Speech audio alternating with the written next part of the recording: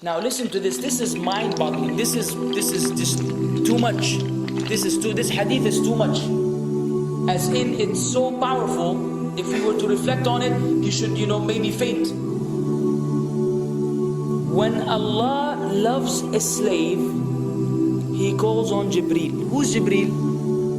You know who Jibreel is? The greatest of the malaika, as far as Ahl Sunnah wal Jama'ah. The one whom when the Prophet ﷺ saw, he fainted alayhi salatu wasalam, because of his wings had covered the horizon. Jibreel, the angel who's responsible for the most virtuous thing, which is conveying the revelation from Allah to the messengers of Allah. Jibreel, and what do you know about Jibreel? Allah said, whoever is adu, whoever is an enemy to Jibreel, then Allah is the enemy to the disbelievers. Allah defended Jibreel in the Quran. Jibreel, the one who took the Prophet sallallahu alaihi wasallam in Al-Isra al-Mi'raj, in the ascension to the heavens. Jibreel, the malak, which we don't know what to say about, because of his honor and his virtue in the sight of Allah. Allah will call on him to share with him the love which He has for you.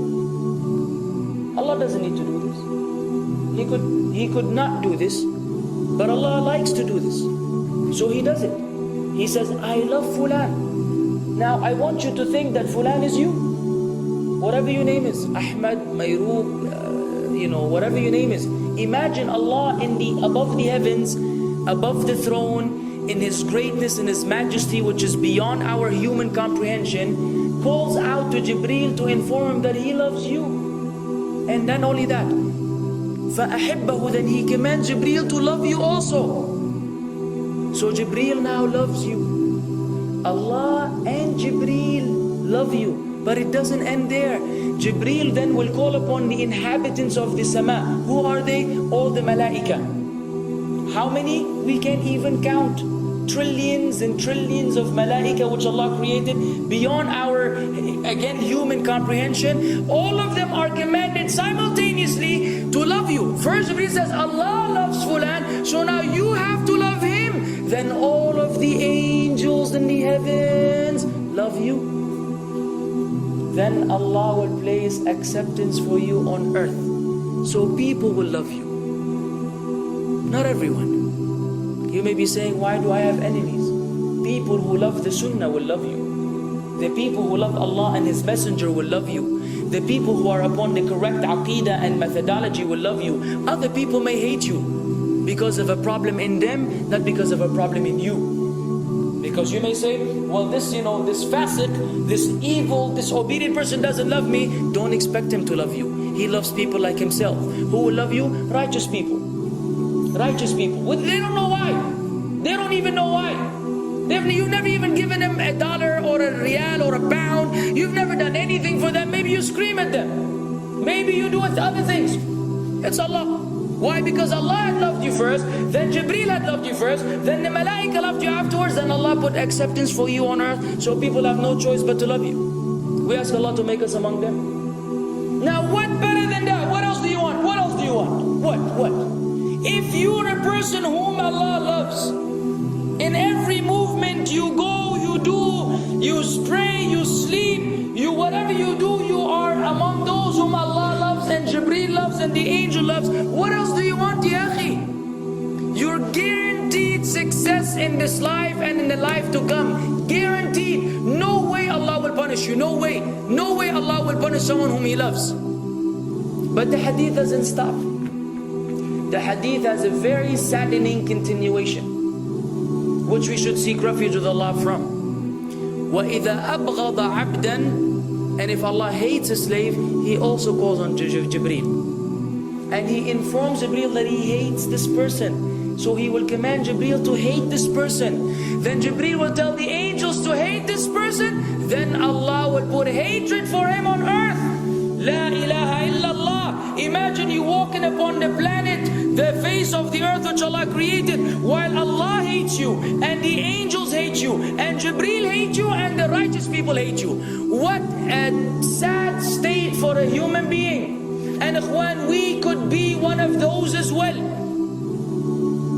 If you are prideful, arrogant, you are qualified for this hatred, because Allah does not love kulla mutakabbirin jabbar. Allah does not love the arrogant, the prideful. If you go against the sunnah, then Allah does not love those who go against the sunnah.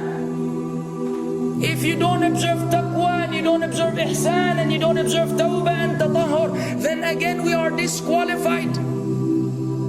If you, many things which we can mention, many things which will bring about Allah's hatred and deprive us of Allah's love. It's a very sensitive situation, meaning right now, you have to be one of these two. Either Allah loves you or He doesn't.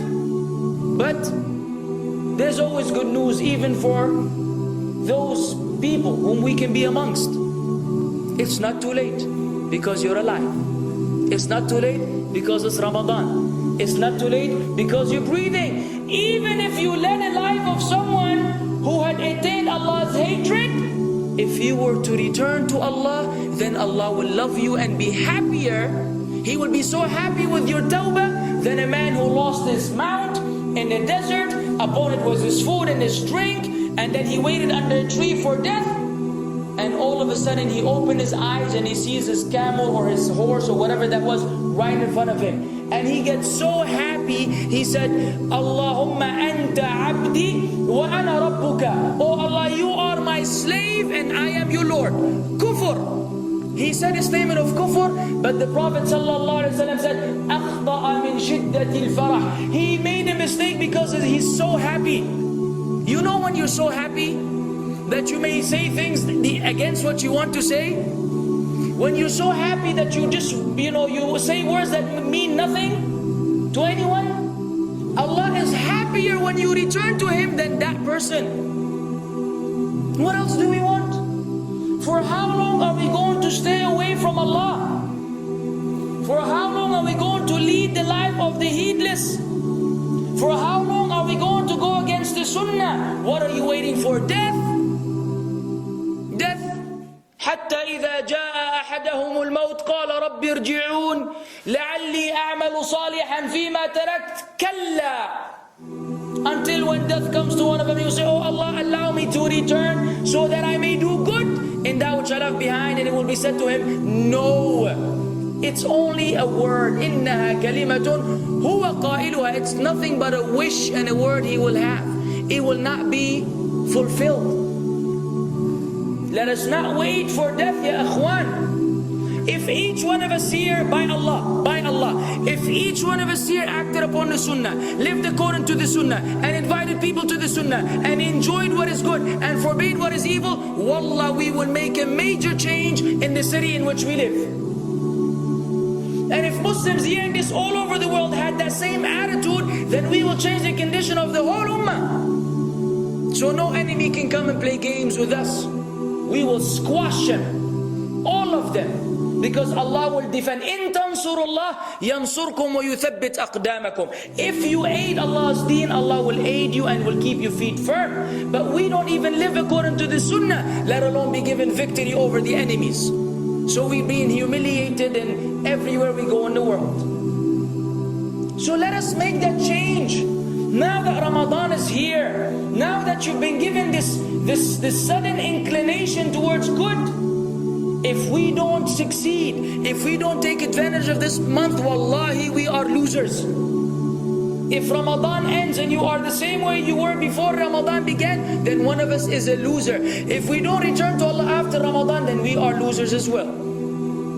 So tonight, bi'idhnillah, always on our mind, attaining Allah's love, acquiring Allah's love, fetching for the sunnah, and acting upon it whenever we're able to do so.